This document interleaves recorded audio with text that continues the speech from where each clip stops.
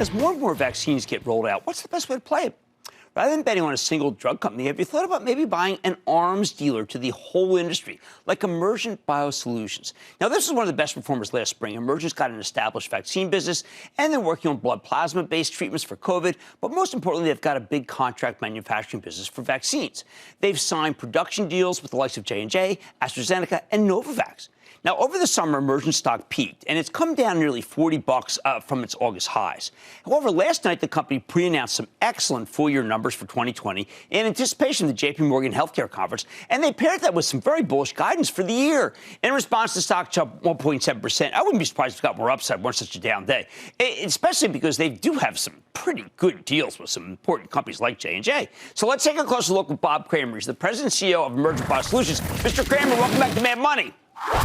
Jim, good to talk to you. Happy New Year. Oh, Happy New Year to you. Okay, so I read your excellent presentation, and Jessica Fry is a great analyst, says you've got three main service pillars of development, drug substance manufacturing, direct product manufacturing, and, of course, development. And I think it's important that we start talking about that trilogy. I don't like to just pin you down to vaccines. So why don't you tell people about all the things you do, because a lot of your profits are coming from other things, too. Yeah, that's right, Jim. So I think when folks look at Emergent, they should recognize the fact that we have a vaccine business unit, device and drug device combination products, therapeutics, and then importantly, as you point out, a very broad contract development and manufacturing business unit, which has 9 different manufacturing sites offering drug substance manufacturing, development services, drug product and packaging to all types of customers, large and small. And we couldn't be more proud, Jim, of the fact that we are right in the middle of this COVID-19 vaccine manufacturing collaborations with the firms that you mentioned, and are proud to be able to make a contribution to this fight. Now, I know that your 5-year deal with J&J, which you signed on July 6th, is supposed to begin right now, 2021, but you've been working closely with them the whole time, correct? We have. We've been working with them since the spring of last year. First of all, to make sure that we have properly stood up, Jim, a manufacturing system and process for their COVID-19 vaccine, so we can be in a position of scaling up an agreed upon process and be able to make hundreds of millions of doses for them, as well as for companies like AstraZeneca. How do you have the bandwidth to be able to have a billion vials? I mean, how's that happen? So we have a very unique and flexible manufacturing facility, and in fact, a whole network of manufacturing systems and platforms, Jim. The one facility that we're doing a lot of the COVID-19 vaccine work is based outside of Baltimore, and it was designed and constructed for 4 independent manufacturing suites, each of which is capable of producing high volumes of vaccines like for J&J and as well as for AZ.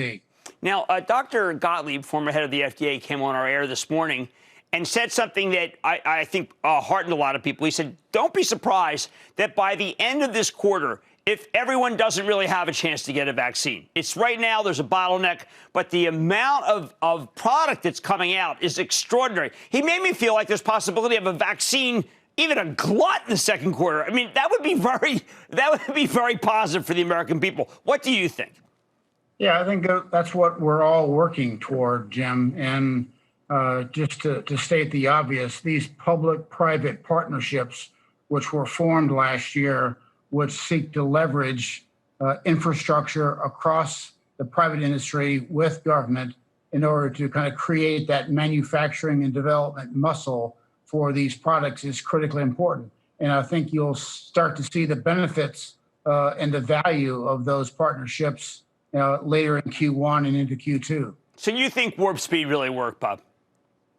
I think Warp Speed was a great structure in that it combined both scientific and technical expertise, as well as logistics support for companies like Emergent and for our collaborators like AstraZeneca and J&J. It gave the financial support that we could go ahead on behalf of our collaborators and manufacture product at risk in parallel with the phase 3 clinical trials that are going on, so that when, and hopefully when and if these products get approved by the FDA, we'll already have a head start in having a significant number of doses ready to make available. So you believe that some of these companies literally made maybe millions of doses just with the idea that, hey, if it works, we got to get it in people's arms?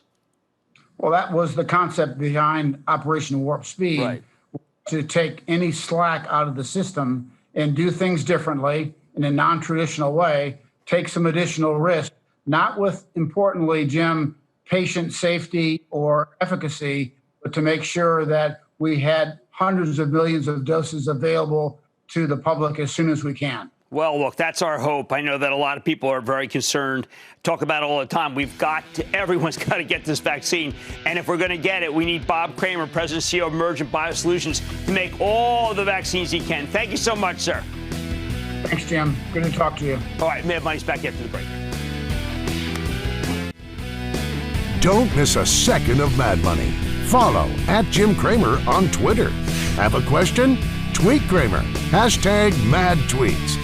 Send Jim an email to madmoney@cnbc.com or give us a call at 1-800-743-CNBC. Miss something? Head to madmoney.cnbc.com. Shepard Smith here. Thanks for watching CNBC on YouTube.